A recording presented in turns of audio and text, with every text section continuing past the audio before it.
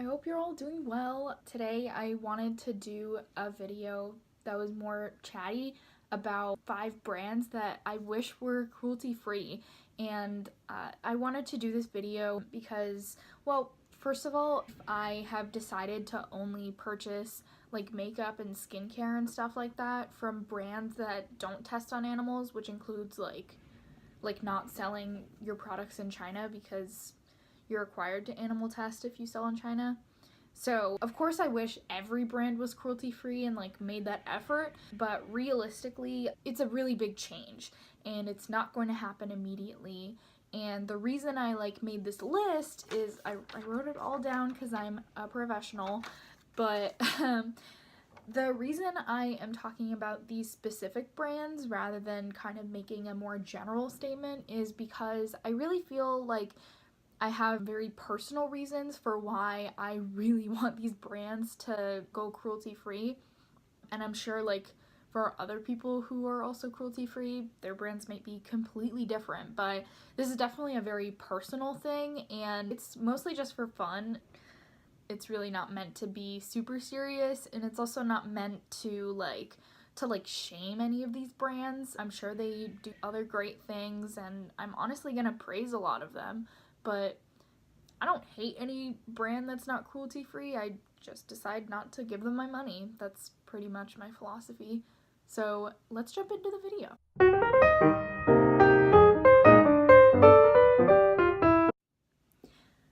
Okay, first brand that I really would love to see go cruelty free is Fresh. Fresh is a skincare brand. It's sold in Sephora and a couple other more high-end stores.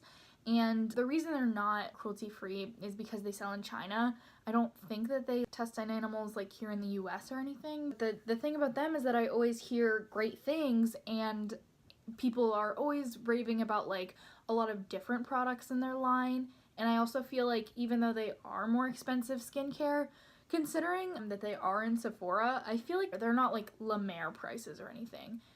You could still consider them a luxury brand. I've seen the products physically, and I feel like they at least make the effort to make the experience of using them very nice, and they're just consistently good, it seems, at least from the opinions I've heard from other people.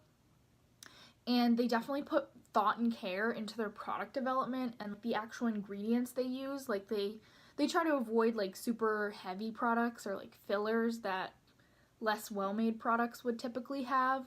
And I also feel like their aesthetic in general just appeals to me because they're more of a natural skincare brand. They're all about not using synthetic fragrances and stuff like that. Realistically, I can't cut every single bad ingredient out of my skincare, but if I can, I'll do it. But it's for sure a brand that intrigues me, and I would love to see them make that change.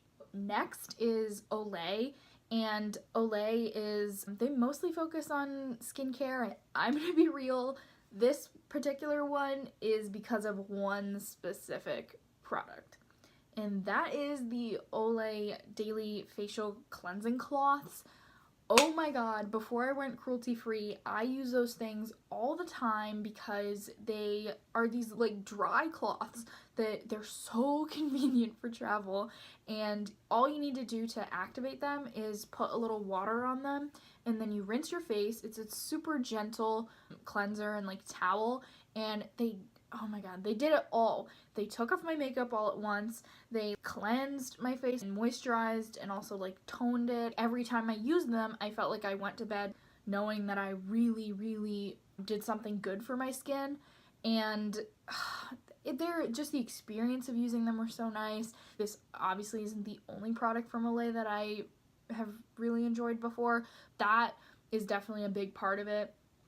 Another thing about them that obviously is something that makes me want to try them is that they're just an affordable brand in general. All their stuff is under $20, I'm pretty sure, and they're also easily accessible. One thing that's definitely a reality of being cruelty free is that not all the brands that you want to have access to are necessarily around you physically. You might have to order it online or go to a specific store to get them, and I feel like that effort's worth it for me, so that's why I made the change. It's not worth it for everyone.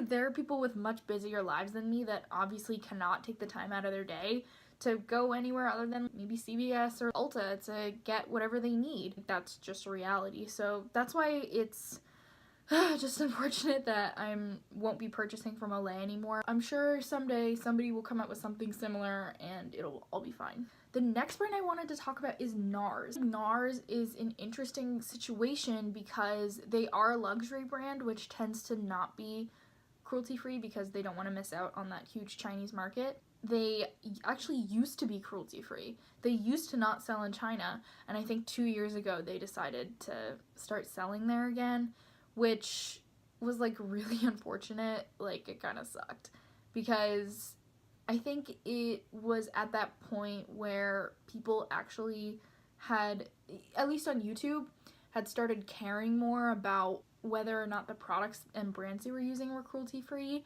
And it was just really odd to see such a large name brand take such a step back. I mean, honestly, it was kind of sad to like see such a big name brand like take a step back, because I think in a way it might have signaled to other brands like, you'll survive if you decide to not be cruelty-free, because we're surviving and we're NARS. They're one of the largest brands out there, and they have name recognition among people who don't care about YouTube at all, which I think is a really important aspect of being a brand nowadays. You need to have outreach to not just the people that are watching YouTube, because that's the real world.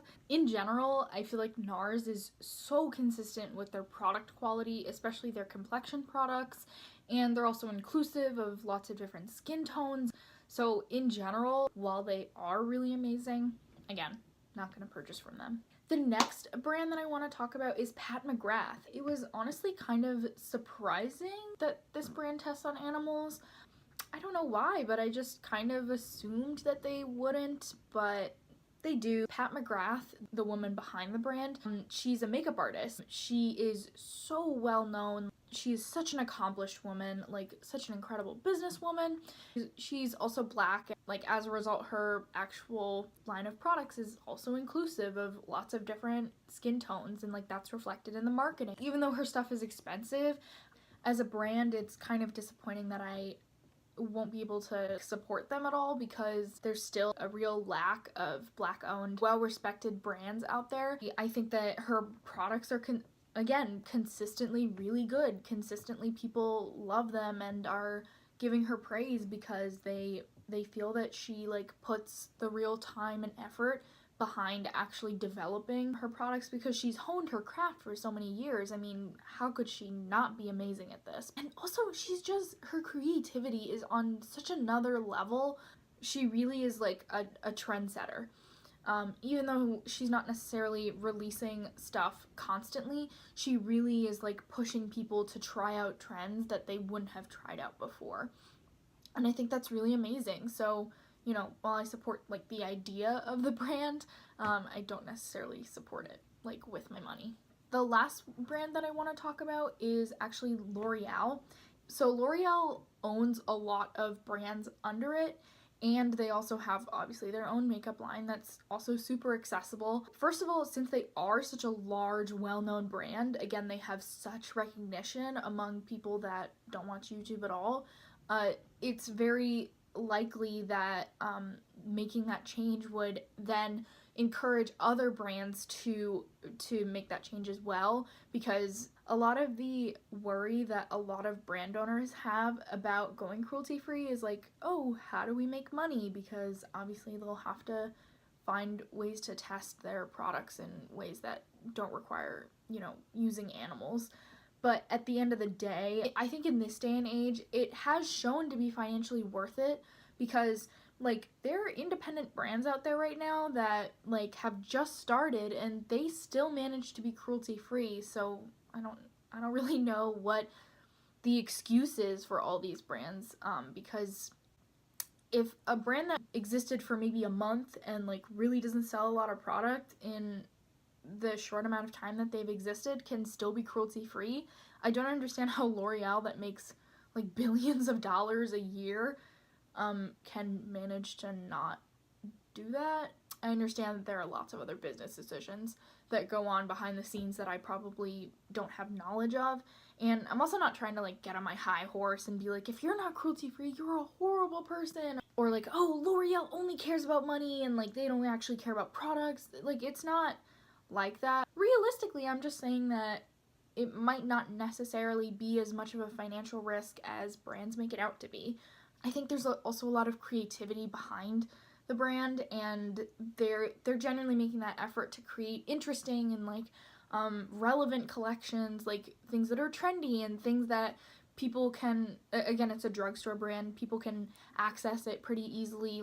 And okay, in general, I'm gonna be real with you, it's hard to find mascara at the drugstore that is cruelty free, because when you think of like good cheaper mascara, you think of Maybelline and you think of L'Oreal, and both of those brands test on animals. So like, obviously there are a lot harder things, there are a lot worse things happening in the world than not being able to find a cheaper mascara, but it is a little annoying sometimes because, you know, until very recently, until CoverGirl went cruelty free, it was really difficult to find something that like really gave you the effect that you were looking for. But, you know, options expand every day, so that wraps up my thoughts on 5 brands that I wish personally were cruelty free, and I hope you all enjoyed hearing my thoughts on this. Again, this is not like supposed to be a preachy, like, you need to change this right now type of video. I hope you did enjoy it, so I hope you have a wonderful day. Bye!